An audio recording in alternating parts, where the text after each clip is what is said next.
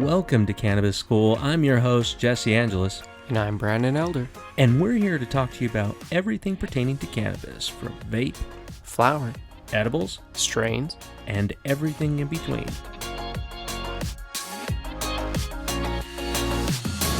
This week actually has been fantastic. This Mons Pura roll-on has been saving my life. How many of you right now have used your Mons Pura roll-on today? I have. Absolutely. Yeah? Where'd you rub it? I put mine on my neck and my shoulders, like right before hopping on, because I know that before recording, I'm always sore and I just want to move around more. So it definitely helps. Yeah, I have bad tennis elbow. For years, I've had bad tennis elbow due to being that kid where somebody says, don't do that because you'll regret it when you're older. I'm like, shut up, old man. And now I'm the old man. And I'm like, man, this hurts all the time. But seriously, when I put it on there for my tennis elbow, my left elbow is the worst. Within minutes, I'm feeling complete relief. It's a cooling sensation, and then it'll heat and then cool. It's amazing. Mark, where are you putting it on, brother? So I put it on my neck every day. And not that I have neck pain or neck soreness, but I've had multiple neck surgeries. And I find it really helps my range of motion. So for me, I'm doing it to maintain that range of motion and my flexibility so that I don't end up being stiff. Who you just heard from is the founder of Mons Pura. Brandon, who are we talking to today? Oh, we're talking to Mark. Mark's an awesome guy. He's a 6th-generation farmer and also an attorney. And a boat captain. A wide variety of things here. Mark, what did you guys farm before you were farming hemp? We were actually, about the time we started farming hemp, we were raising about 10,000 acres of alfalfa. We've been raising alfalfa and other specialty crops that we actually process and export internationally for about 3 decades now. 3 decades. With farming, did you farm the whole time you were in law school? Nope. Actually, my father, when I was growing up, told me, don't be a poor farmer. And so just that I went to school, get an education separate from. So I actually went and got a finance and accounting degree, and then I went to law school.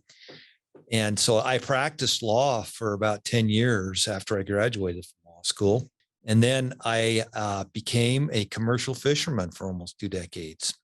Went out and I was a brine shrimp captain, and I did international exploration for our company. And so I worked abroad quite often. Brine shrimp captain.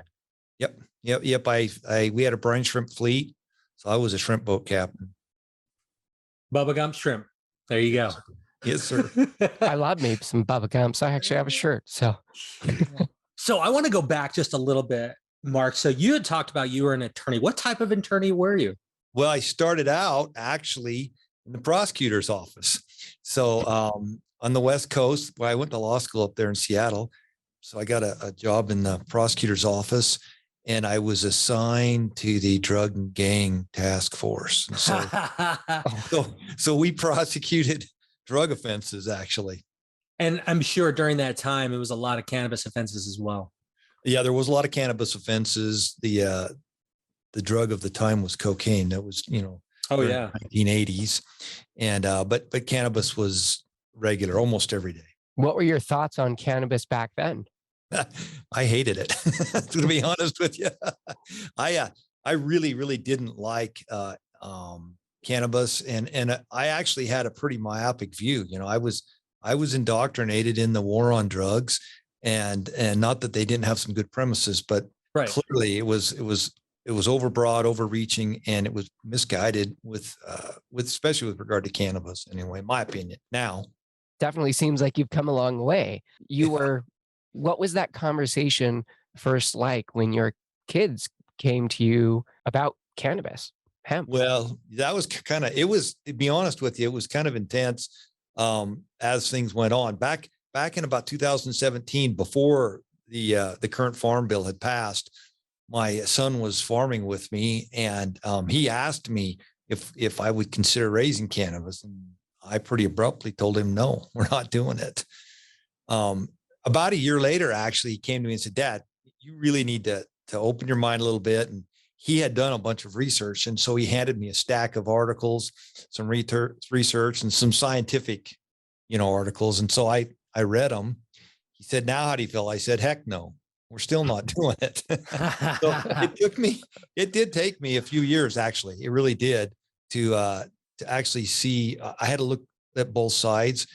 But what was interesting is during that whole process, I really, really, really became convinced that cannabis had a potential to do just great things, really great things. And I had no preconceived notions of what might or might not happen. It was kind of like a young person learning something for the first time. And so for me, it was a big journey, and to see me jump in and be where we are today it's a big change for those who knew me. So you say young person, would you mind sharing how old you are? I'm 60. Dude. So 60 made that jump. So you were a lawyer for a while. What made you leave that to go into brine shrimp? Well, I actually really loved the adventure of brine shrimping, and I was doing it more and more and more. And I was being gone more and more. And so I really didn't feel it was fair to the law firm or my clients to be gone so much. I retired from law and went full time into the commercial fishing and the international exploration. I want to hit on something critical. You had talked about you being a shrimp boat captain, and you wasn't just one. You were helping command a whole fleet, from my understanding. Yeah, at the end we had 40 vessels or so when I retired. It's a lot of boats. You had talked about something that people may not think about, but when you're doing extremely dangerous jobs, hard jobs such as that, and I was former Navy, and you're talking about, just the area between Washington and California, that San Diego area, it's rough waters. It's rough waters. And just thinking about the swells that you must have seen must have just at first gone, what am I doing here? But then after a while, I would imagine you still miss that. I do love it. And people ask me all the time, I would not have stopped doing it. I loved it a lot. My partners, I had two partners, and they wanted to move on and do something different. And so since we were partners, I agreed to that. Did you get a lot of injuries in not going fishing? Yeah. I have lived a fairly active life. And so I've had a lot of injuries, broken bones and a few stitches along the way. And I have a few replacement parts. And so I don't know. I last counted, it was over 30 broken bones, I think, that I remember. That's impressive. It's him and Jackie Chan, most broken bones. I don't know if it's impressive or stupid, but my opinion was always set it and get back to work. See, I've never broke a bone. I've sprained ankles and I've had lots of stitches, but I've never broken a bone. So to me, up in the 30s is like, wow. Yeah, I've only broken a few bones. I broke my collarbone, and I can only imagine what you feel, Mark, because whenever there is a change in barometric pressure, I feel it right here. I know when a storm is coming, your body must light up like a Christmas tree. Yeah, it does. And one of the things that was kind of surprising is when I was in my 40s, I was a shrimp boat captain. I thought I was invincible, and I was diagnosed with arthritis. I couldn't believe it. I thought I was invincible. I was a captain. Yeah. And so that arthritis has, really impacted all those injury areas over the years. It heightens them. I know where they're at. I can draw the fractures. I was going to say, Mark, you had told us about the medications you were on. Would you mind sharing how many medications you were on? Over those years, I took, a fairly wide array of arthritis medications. Probably some you'd heard of is Celebrex. I took the fairly large dose of Celebrex for, the better part of a couple decades. I took, Advil on a daily basis. Most days it was, if I could get by with 12 Advil, it'd be a good day, but most days it was 16. And I did that every day to keep my body going, keep the inflammation down, and pain was important, but if the inflammation got strong enough, it would limit me, and I wouldn't be able to, lift and jump and run and stand and do all the things that I was used to doing. And so I did. I had, lots of visits to doctors and lots of different medications. And I had multiple different prescriptions. I took Tramadol. I've had to, used those over the years. And I think that it kind of worked until it didn't, and unfortunately the toll it took on my body was fairly severe. And so, eventually I ended up in the hospital with bleeding ulcers. And so from that day on, which by the way is 4 years next month, from that day on, I didn't take a baby aspirin, an Advil, or Celebrex. I haven't taken one since that day, but I had to stop taking those in order to, save my life. It was important enough. I remember the day, you might find this amusing, but I was at the hospital there and I said, "Doc, I'm not dying here." He said, "Well, actually you are." And I'm going to check you in, call your wife, tell her you're not coming home. And so, from that day on, that's when I made that choice that no matter what, I would do what I needed to do to get my health strong enough so I could at least live. So I quit taking all of the things that kept me moving, and as you can imagine, I got fairly stoved up after that. My arthritis, came back with a vengeance. I was, my ankles wouldn't work, my shoulders, elbows, my fingers I couldn't make a fist. There was a period of several years I couldn't snap my fingers. I literally couldn't snap my fingers, So, and sleep was, of course, impacted by that because, I had a lot of pain and discomfort. So it wakes you from your sleep. And yeah, good sleep's kind of essential. And so I was, I was experiencing what it was like not to be able to mask those injuries and symptoms. How long after that was it that your sons brought you into cannabis? Let's see, it was probably about 6 to 9 months. So let me back up. Growing cannabis, it was literally right at that time is when we were doing it. Right when all this happened was literally at the end of our first harvest. So we'd been working on that first year, 70 to 100 hours a week. And, and I was on my feet every day, 16 hours. And so I had been taking quite a bit of, anti-inflammatories. And that's probably what finally did in my stomach. And that's when I ended up in the hospital right at the end of that harvest, literally within days of the end of that harvest. Wow. I guess that's perfect timing. Yeah. Were you using CBD before that time at all? I had tried it. I had tried multiple different brands. I'd tasted many, I don't know, maybe a dozen different brands. And I was kind of like a lot of people. If you had asked me, I would say CBD is good, but it doesn't work for me. And it was clearly, now I know that it was based on what I was taking and how I was taking it, but I didn't know that then. And so my opinion was that CBD worked for people who needed to be calmed down or need a little rest, but it clearly wasn't something that would help with my symptoms. That was my opinion. I'm thinking about like what you had said before when you started taking it and your sons, they experimented with multiple different flavors and different methods over there. What do you remember from like your first interactions when taking a tincture? What was the taste like for you? And did you tell them, boys, you can make this better?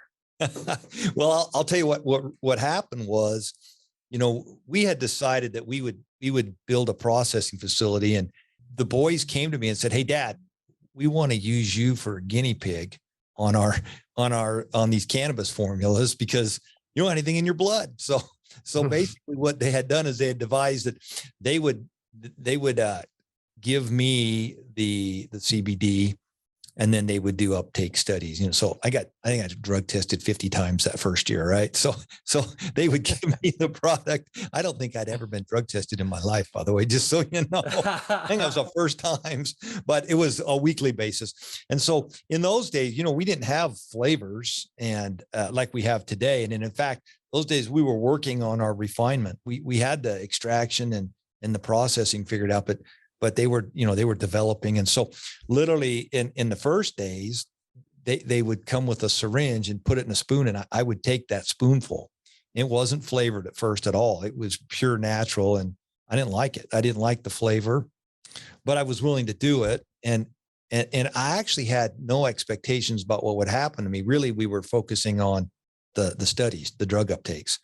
And so, over the next several months, we tried a lot of different flavors because the boys would formulate, try this mint or try this citrus. They had some flavors that were I thought would be great, but were terrible. I thought root beer would taste great, but it didn't work very good. It just didn't. I thought that was going to be, I was excited, but it wasn't very good. And so, and I will tell you at the same time, they were developing flavors for the animals. And so I tasted all the flavors, the bacon and the fish and peanut butter, and they weren't bad. What was the worst one? I didn't like the fish at all. That's what I was about to say. That's salmon. I eat salmon, but that salmon flavored CBD was not good in my opinion. But the cats like it. I tried the bacon one when we did a review on one of them on the episode. I tried it and I was like, oh yeah, it tastes like bacon bits. Like, yeah. It does. It was my choice. I like it. I think it smells and tastes good. I think it's pretty darn close. Yeah. So actually at the beginning, I really, was just doing it for the study impact. I really didn't have any expectations of any personal benefits. Had you asked me, do you have problems sleeping? I would have said, no, I don't sleep because I wake up from pain, but I don't have problems sleeping in my mind. When did you start to feel a difference? Within about probably 10 to 14 days, I started to feel for me, they were significant differences. I felt like I was waking up much more rested, and I felt like I was getting a more sound sleep, which was odd to me because I still had a little pain. I did start to see, though, within a couple of weeks, dramatic differences in my range of motion. I started to feel like my shoulders had a lot better range of motion.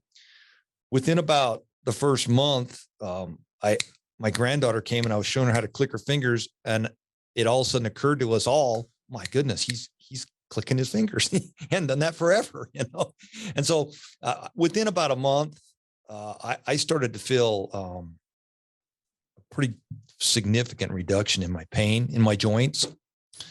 And I was pretty convinced that it was demonstrable. I could feel it. And and the boys were starting to be pretty excited about, wow, I mean, we're seeing this. This is a guy that couldn't get on his horse. I told my partner, don't put shoes on my horse because I can't get on. I was back on the horse and back climbing in the tractor again. And I was back on my surfboard, which, for me was important. And I hadn't been able to do it. I was stoved up enough. I could not get on a board. And, within a month or two, I was back on a board every Saturday as long as I wanted. And that made a big difference. we could see it. Yeah. Is it true that your boys pulled a fast one on you with a placebo? Yes, they did. About 4 or 5 months into taking the products, by then we'd come up with some pretty good flavors. And I will tell you, just back up, within about 2 months, I told them, we are going to produce this product. I'll stroke the check. We have to do this. We need to make this. Let's get the research done. Let's make this. Because for me, it was impactful. It was a night and day difference. So I was going to be the poster boy. This is so great. I love this, and I was sharing it with family members who had significant, changes. And then about 4 or 5 months into it, all of a sudden I started to not quite feel as good. And it was fairly quick. Like, man, within a week, my hand was starting to ache a little bit and my shoulder was hurting. One night I woke up 2 a.m, staring at the ceiling, thinking, oh my gosh, I knew this was too good to be true. Oh my gosh, I was so disappointed because I felt great. Then all of a sudden I was disappointed. And, but I was kind of embarrassed. I don't want to tell the boys. Right. So I'm like, I was keeping it to myself and just stewing over it. Right. And then about the third night, the attorney and me came out and I was negotiating with myself, right. Laying there wide awake. So finally I just said, that's it. I'm going to go tell the boys. I figured it out. So I remember the morning I went in the lab and both my boys, Richard and Aaron, were in the lab. I said, hey, do you guys think maybe that, you've just given me so many different CBD, so many different things over the last several months that my body got used to it. And they're like, what are you talking about? I said, well, for the last maybe 10 days to 2 weeks, I've been feeling worse and worse and worse. And I'm getting worse range of motion and I'm not sleeping. And they're like, well, so when did it start? And I told them, and then they both just started laughing, and I'll be honest with you. I was a little clueless then. I didn't think it was that funny. And, and then they said, well, Aaron said, well, Richard in his mind, he placeboed you. And they totally fooled me, because back in those days, remember, they would give me the oil and I would take it each morning. Then they would record it. What I was, whatever test we were doing, I totally didn't realize it. Richard took the CBD out of the oil and was just giving me oil, because in his scientific mind, he was like, oh my gosh, this is too much. This guy's he wants to feel better, And so they placeboed me, and it had been exactly, by the way, 2 weeks before I went to talk to him that they had done. That's funny. So we learned a couple of things, right? Two real important things. One is, CBD is not a cure. It just helps our body help itself. And the other thing is, you can write your kids out of the will with a stroke of the pen. I want to go into a little bit with Richard and Aaron. Tell us, why, they're not just a bunch of guys that read some cool stuff online and said, let's try and make it. Like, tell us a little bit more about your boys and why it's so important that we understand who they are in the process of Mons Pura. Sure. So, the guys grew up around us. All right. So I've had processing facilities, for 30 years. And so when, for instance, Richard was a young boy, he used to come and he would be hanging out around the lab. We had a wet lab with, half a dozen, 8 guys working in there. And we had a dry lab with 4 or 5 guys working in there.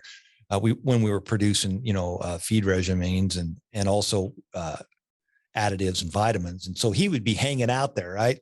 So when he grew up, he went to college and became a scientist. That's what he went to school for, was to become a scientist. And it always rang true to him. He loved to figure things out, and he loved, being on the farm. And all the boys, grew up driving tractors, and they were on the farm, and they grew up, riding around on the boats and flying the airplanes and things that we did. But in the heart, Richard really was a scientist. And so he went on to become a scientist. And after that, he decided that he would also go to law school. So he went on to law school, and he wanted to learn a little bit more about intellectual properties, patents, and formulas and recipes. And so he continued his education. Aaron had always loved the farming and the growing and the manufacturing aspects. And so after he'd gone to school in economics, and land management, he came and was farming with me at the running our big plant. And he was running and helping with the production facility that we had. So they have that background in science, agriculture, and manufacturing foods and food items. So yeah, they kind of had the background to do the research. But I will tell you, Aaron was the first one. He figured it out, and he came to us. And once I was sold on it, I told him, let's do this, but I'll only do it if you can talk Richard into it. And so he had to start the process all over again and talk his big brother into doing it. because him and his law background, he was a little against cannabis also. And so I told him, I'll only do it if we have Richard's background, because we really do rely on his scientific background a lot. Yeah, it seems like you guys have created one of the cleanest products that we found to date. So yeah, I appreciate that. That's been our goal from the beginning. I have yet to meet Richard, but the rest of the team has been fantastic. So I've met Richard, and I'll tell you, it's to get on the same level of him as far as scientific explanation, especially about cannabinoids and everything else like that. Like it was very refreshing to be able to talk to somebody within these types of facilities, because Brandon see a bunch of them, I've seen a bunch of them, and a lot of times it's a bunch of bro science. And I don't want to be cruel to anybody who may be developing that type of product of CBD within tinctures, gummies, etc. But quite honestly, Brandon and I have tried dozens and dozens of different types. And one of the things that really got us was the scientific approach that you guys take. And I actually want to touch on that one, on the testing. Can you share with us the testing that you do and why it's vital when you've got consumers out there looking for a viable, strong, and very well put together CBD product? Like, why is it important to have the testing? Well, that's a great question. Well, look, cannabinoids they're small, right? And when we start talking about things like our endocannabinoid system, those are really molecular things, and you need to have a fairly, specific laboratory to actually analyze and look at what's going on within those things. And so when we first started, Richard said, look, I have one requirement. I want one instrument. I want a laboratory, but I just want one instrument. It's called a gas chromatography machine. And he said, I want one that pairs up really good with the one the state of Utah uses and they use up at the university, so that when I run that instrument, my test results can be compared to theirs. And so that was really huge for us. The turnaround on most of these profiles is 7 to 10 days. Richard can run 150 of those a day through his lab. So when we're doing development and we're doing research, we can do a lot of that just right there in house. Don't give us names, but you've done testing on a lot of other CBD brands. What have been the results that you guys have found? So we have done a lot of testing, and I'll tell you that we've tested. So I'll start with some of the interesting things we have found. And we set up pretty strong guidelines. Some of the things that we knew to watch for were lead, mercury, arsenic, cadmium for as far as metals. And most of the pesticides, mostly, not so much herbicides, but a lot of pesticides like permethrin. So we started watching for those things. In the first 10 that came in and we tested at our facility, all 10 failed. Oof. And we found in those 10 lead, mercury, arsenic, cadmium, permethrin. Not everything in all of them, although some did have everything in it. But then beyond that, we started seeing a lot of products on the shelves. And so we would buy it and run it and test it, or maybe a friend would give it to us. And so we've seen a lot of interesting things that don't quite match up with the labels. So one of the probably most pervasive things that we saw was that many of the labels didn't represent what was really in the product. Really? So yeah, it would say something. I won't say a name, but there's a particular company that was advertising 4,500 milligrams of CBD in their product. And when I first saw it, I'll tell you, and I thought, well, that's awesome. Oh my gosh, how did they do that? We tested, there was 246 in there. And the whole bottle? Yeah. So you have to read the fine print. They're using smoke and mirrors. So basically what they're saying is we have this proprietary microencapsulating process that makes our CBD mysteriously more powerful. So we can 9X our product. And so I know. So we see some of that. We saw that quite often. Probably, I will tell you this, that first year when we first got the machine up, we brought in 9 or 10 different products, and 9 or 10 of those products all failed. They didn't have what they said they had in them.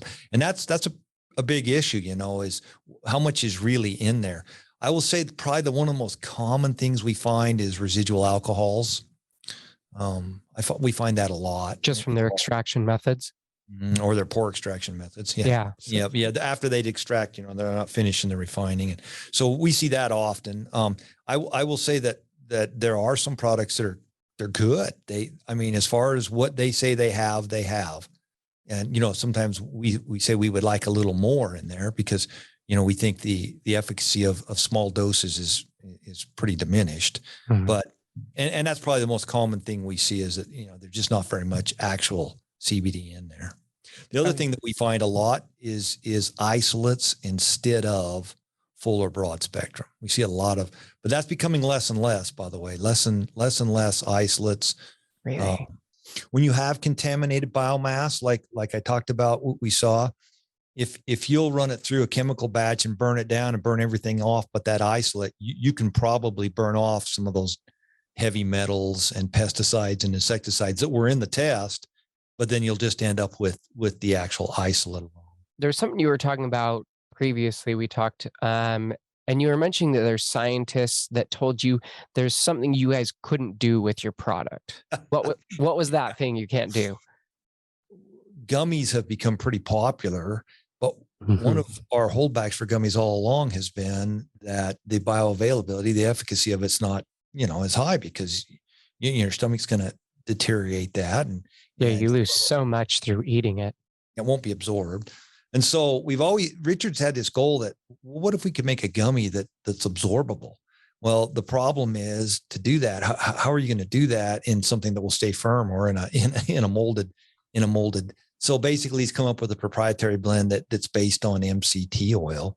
So our gummies are actually not water based; they're MCT oil based, and so literally the gummy is the same exact dose that you're taking in a standard tincture dropper, but it's based on MCT oil so that our bodies can absorb it, and we get substantially higher absorption rates. It's amazing. And so the key was to build something like that didn't taste really like some kind of cleaning fluid, or most of them do. They taste like some kind of alcohol or Listerine or something. And they're coated in sugar of some sort.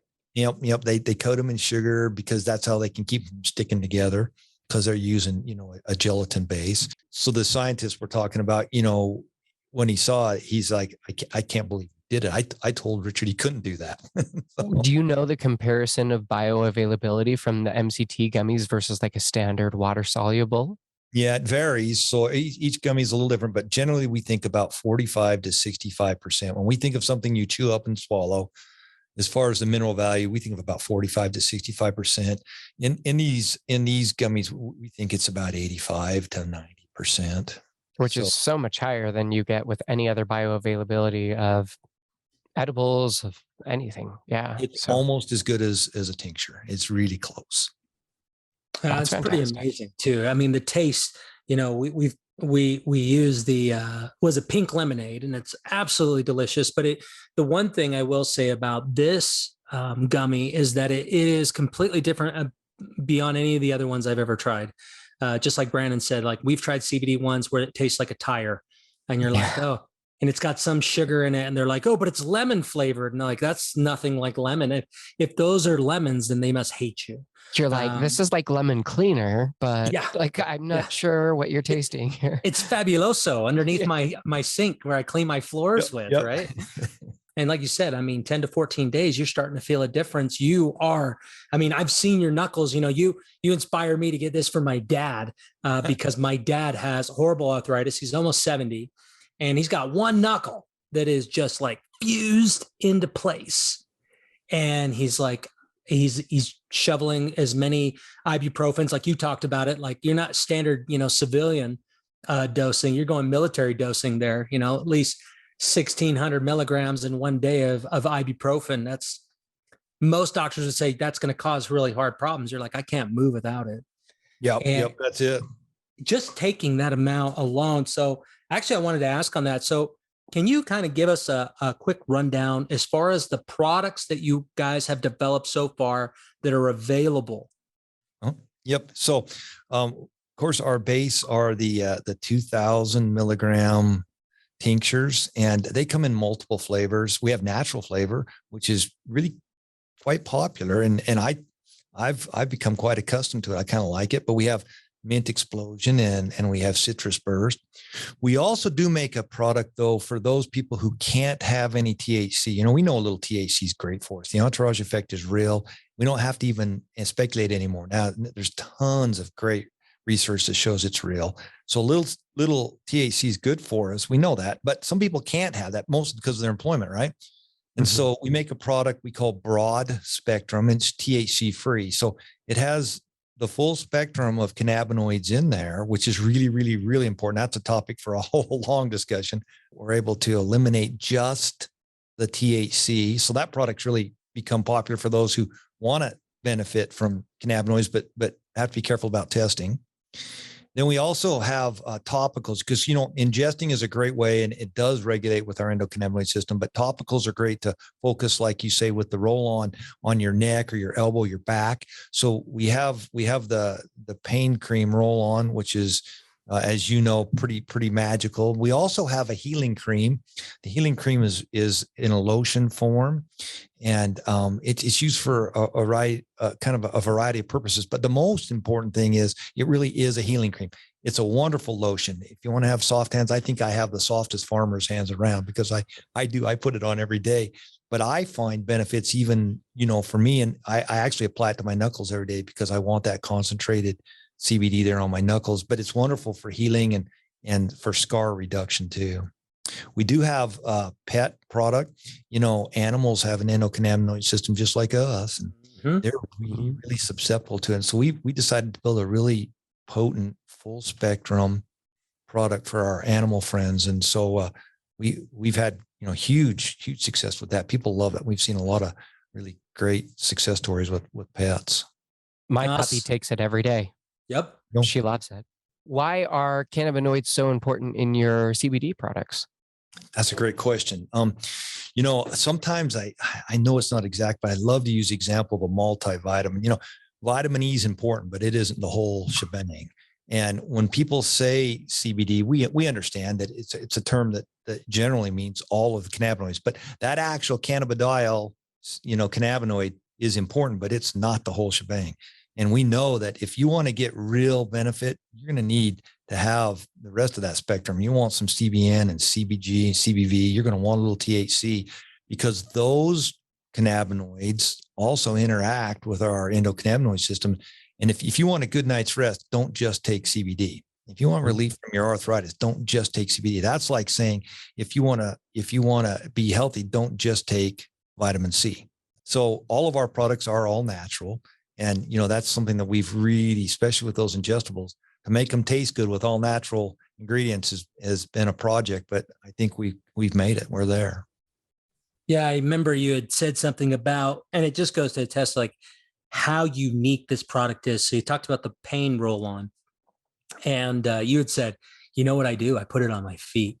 And I thought that was strange as could be. But Brandon was like, I'm going to try it out. And I tried out at the exact same time. Brandon, what was your experience, man? So that day I think it was the day I was working with my dad. Oh, it was.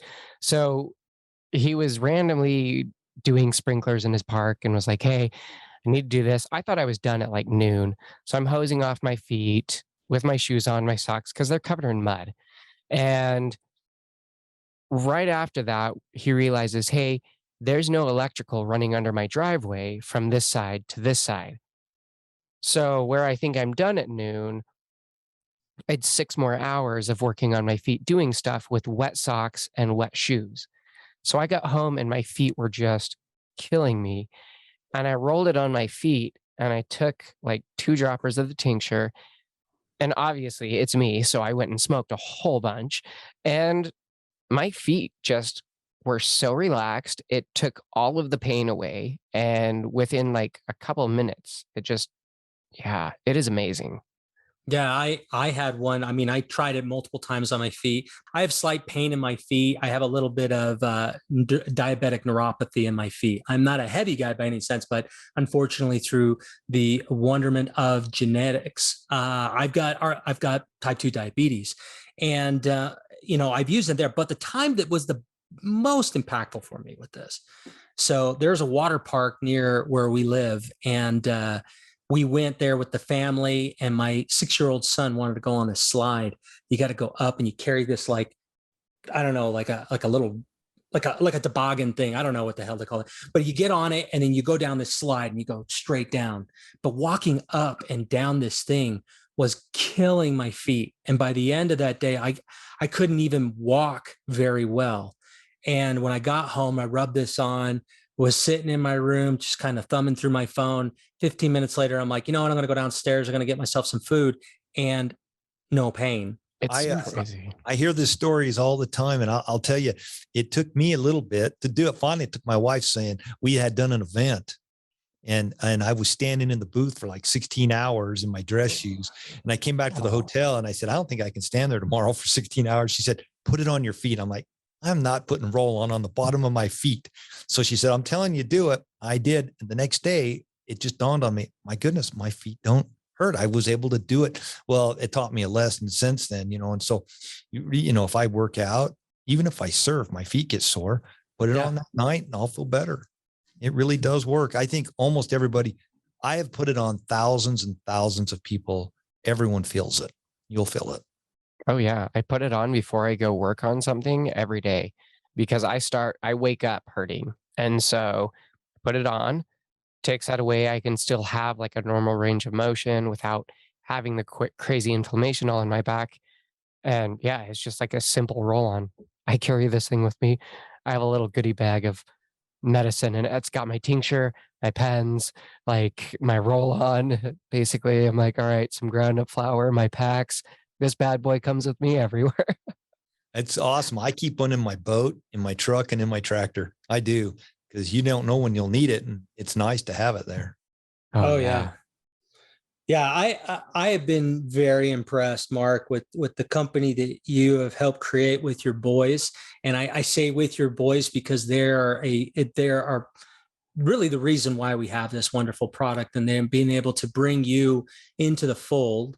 Aaron let's just a real big round of applause for Aaron, everybody, because Aaron was able to push this because seriously, I mean, we love the Mons Pura product so much that we came to him and said, hey, look, how can we partner with you to be able to get this out to our audience? Because our audience asks us all the time, like, what are the strains that you guys recommend? What are the products? What are the brands? And when it comes to CBD, honestly, we've had a lot of them like gifted to us, like, here, try it out. And every CBD company we go to is like, hey, try our stuff. Yeah. And it's at the same point now where, when somebody asks me like, hey, do you want to try this strain? If they hand me a joint, pipe, whatever, I'll ask them, what is it? And if they can't tell me, I won't touch it. And I have gotten to that same point with CBD, because if somebody goes, hey man, just have a CBD gummy, like it's supposed to be good for me. Like I would rather take one of those Gatorade gummies, to be honest, because at least I know that what's in it, and it's going to be sugar, gelatin, and whatever random stuff they put in there, and sodium.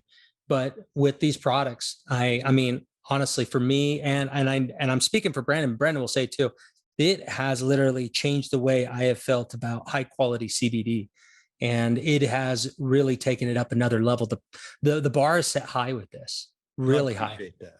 When we started, we said, look, we have the chance to build it from the beginning. We built it with the end in mind. We weren't under the gun to do anything other than to make the product we wanted. And we started with a real simple principle. We said, if we wouldn't give it to our own family, we won't give it to yours. And we just kind of live by that. If anything that we sell to the public, it would be something we would give to our own family first. Wow. That's what we like to hear. That's why we give it to our family here. So yeah, absolutely. Sharing it with you guys. Thanks for tuning in this week, guys. Yeah, again, thank you guys for listening. Mark, thank you for being on here. Guys, if you guys are really interested in what we've talked about today, and I know you are, go down to the link below. And we are so grateful for that. And we want you to be able to try the most amazing CBD product we have ever come across. Check it out in the show notes and help us reach 420 supporters on Patreon. So, Thank you guys so much. Have yourself an elevated day.